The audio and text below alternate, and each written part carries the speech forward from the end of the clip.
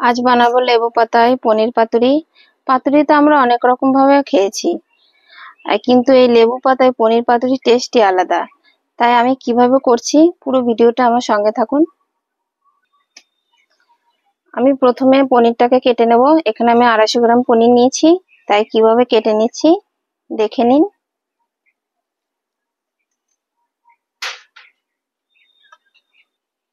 আমি পনিরটাকে এরকম পাতলা আর বড় বড় পিস করে কেটে নিয়েছি। এবার আমি একটা ফ্রাই প্যান নিয়ে তার মধ্যে জল দিয়ে দেবো। এবার জলটা হালকা গরম হয়ে গেলে আমি পনিরগুলোকে দিয়ে দেবো।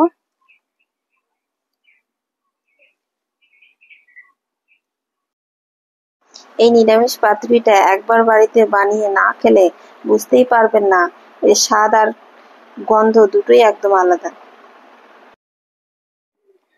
পনিরগুলোকে এরকম গরম জলে 2 থেকে 3 মিনিট রেখে দেওয়ার পরে তুলে নিলে পনিরের মধ্যে যে দুধের গন্ধ সেটা থাকে না, আর পনিরটাও খুব সুন্দর নরম হয়। দেখুন পনিরগুলো খুব সুন্দর ফুলে উঠেছে। এবার আমি পনিরগুলোকে তুলে নিচ্ছি।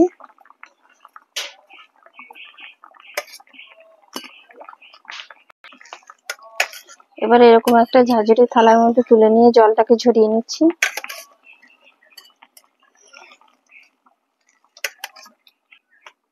আস্তে আস্তে তুলতে হবে যেন পনিরগুলো ভেঙে না যায়। আর পাতুরির জন্য আমি এখানে নিয়ে নিচ্ছি 3 চামচ সাদা সর্ষে আর 2 চামচ কালো সর্ষে। সর্ষেটাকে আমি একটু জল দিয়ে 8 ঘন্টার জন্য ভিজিয়ে রেখেছি। আর এখানে আমি নিয়েছি 50 গ্রাম মতো চীনাবাদাম।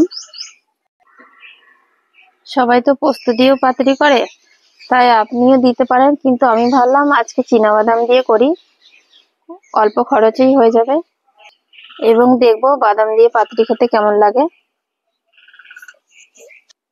আপনারাও একবার ট্রাই করে দেখতে পারেন। আর এখানে নিয়েছি কয়েকটা কাঁচা লঙ্কা আর গন্ধরাজ লেবুর পাতা। এইভাবে পাতুরি করতে হলে অবশ্যই গন্ধরাজ লেবুর পাতা নেবেন। এই গন্ধরাজ লেবুর পাতাই পাতুরির টেস্টটা বাড়িয়ে দেবে, তাই অন্য লেবু পাতা দিলে ভালো লাগবে না। এবার প্রথমে আমি সরষেটাকে পেস্ট করে নেব। আমি মিক্সারে পেস্ট করে নিচ্ছি, আপনারা শিলেও বেটে নিতে পারেন, তাতেও খুব সুন্দর হয়। এরই মধ্যে দিয়ে দিচ্ছি স্বাদ মতন কাঁচা লঙ্কা আর দিয়ে দিচ্ছি অল্প পরিমাণ লবণ। বাদামটাকেও আমি ভালো করে পেস্ট করে নেব। বাদাম সর্ষে সুন্দর পেস্ট হয়ে গেছে। এবার আমি বাদাম আর সর্ষের পেস্টটাকে ভালো করে মিশিয়ে নেব।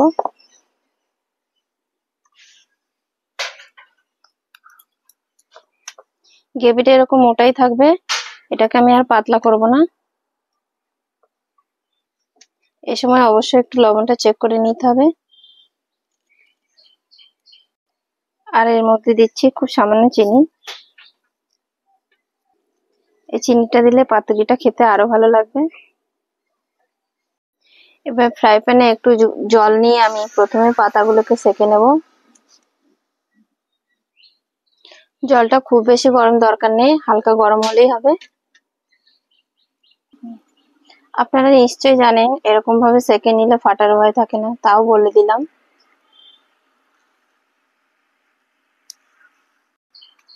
এরকম সেঁকে নিলে আপনাদের কোনো সুতোর প্রয়োজন হবে না, তাই এরকম একটু সেঁকে নেবেন।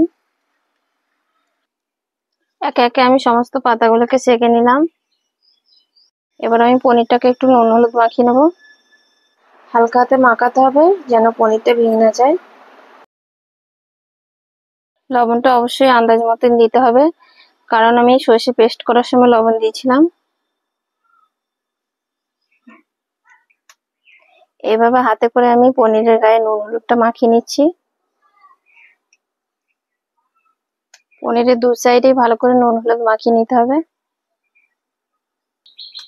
গ্রেভিটার মধ্যে আমি অল্প সর্ষের তেল নিচ্ছি, দিয়ে এটাকে ভালো করে আমি মাখিয়ে নেব।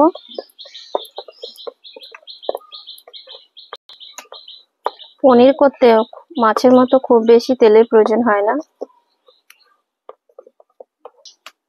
মাছের পাতুরি করতে গেলে যতটা তেল লাগে, তাই আমি ততটা তেল এখানে দেব না। এবার আমি পাতা নিয়ে একে একে পাতুরিগুলোকে রেডি করে নেব। তাই কলা পাতার উপরে প্রথমে একটি আমি গন্ধরাজ লেবুর পাতা নিয়ে নিয়েছি।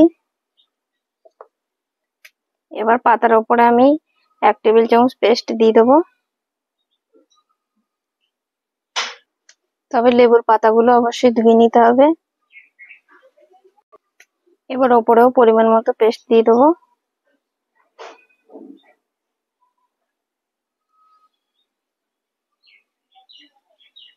আর ওপরে দিয়ে দিচ্ছি একটা কাঁচা লঙ্কা, আর দিচ্ছি সামান্য সর্ষের তেল।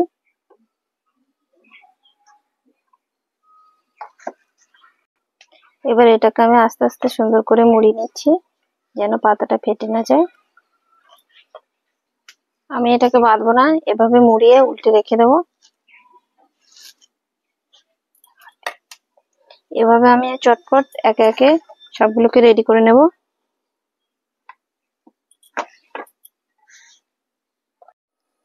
একে একে আমার সব পাতুরি রেডি করা হয়ে গেছে। এবার একটা ফ্রাই প্যান চাপিয়ে আমি নিয়ে নিচ্ছি পরিমাণ মতো সরষের তেল।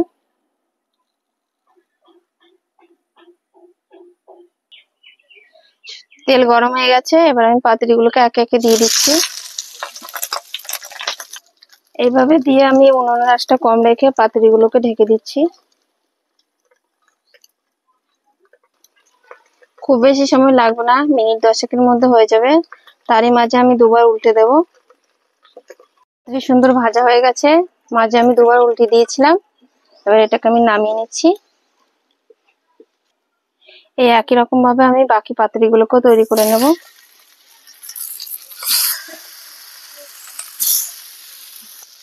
এই সময় অবশ্যই উনুনের আঁচটা লো মিডিয়ামে রাখতে হবে। খুব সহজে হয়ে গেল লেবু পাতার পাতুরি। তাই এভাবে একবার বাড়িতে অবশ্যই বানিয়ে দেখবেন, খেতে দারুণ লাগবে। আর এই রেসিপিটা ভালো লাগলে অবশ্যই কমেন্ট করে জানাবেন। আগামীকাল আসছে আরো একটি সহজ নতুন রেসিপি নিয়ে, তাই আমার চ্যানেলের ভিডিওগুলি দেখতে থাকুন। পনিরের মধ্যে এই গন্ধরাজ লেবুর পাতার গন্ধটা সত্যি দারুণ লাগছে। এই প্রথম বানালাম, আর এই আইডিয়াটা কেমন লাগলো অবশ্যই কমেন্ট করে জানাবেন। আর আপনারা একবার হলেও বাড়িতে বানিয়ে দেখুন, অল্প খরচে, খেতে দারুণ লাগবে। এইভাবে একবার গরম ভাতের সঙ্গে এই পাতুরি পরিবেশন করুন। এই লেবুর পাতুরি যে একবার খাবে সে আপনার কথা ভুলতে পারবে না।